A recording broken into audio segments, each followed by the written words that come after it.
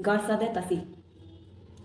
हिंदी साहित्य इतिहास लेखन का सबसे पहला प्रयास फ्रेंच विद्वान गारसादे तासी ने ही किया।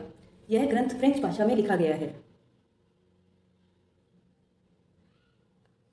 इस ग्रंथ का नाम इस्तावर द ला लिटरेचर एंदुई ए हिंदुस्तानी है। इस ग्रंथ में हिंदी और उर्दू के अनेक कवियों का विवरण वर्ण क्रमानुसार दिया गया है।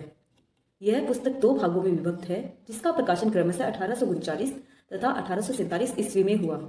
1871 ईस्वी में इस पुस्तक का दूसरा संस्करण प्रकाशित हुआ, जिसमें इसे 3 खंडों में विभक्त करते हुए पर्याप्त संशोधन परिवर्तन किया गया।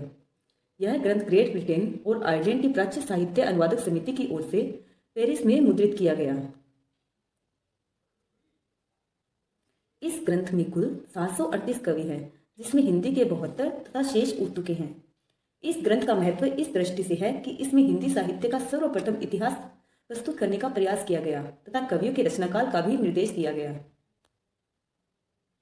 तासी के इस ग्रंथ में कमियां भी है, जो इस प्रकार है। इस ग्रंथ में कवियों को कालक्रम के स्थान पर अंग्रेजी वर्ण क्रम में प्रस्तुत किया गया। काल विभाजन एवं युगीन प्रवृत्तियों के विवेचन का कोई प्रयास नहीं किया गया। हिंदी के कवियों में अन्य भाषाओं के कवियों को घुला मिला देना जैसे कमी इस ग्रंथ में उपलब्ध थी।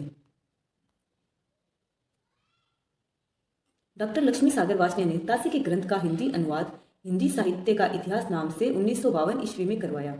हिंदी साहित्य इतिहास लेखन की परंपरा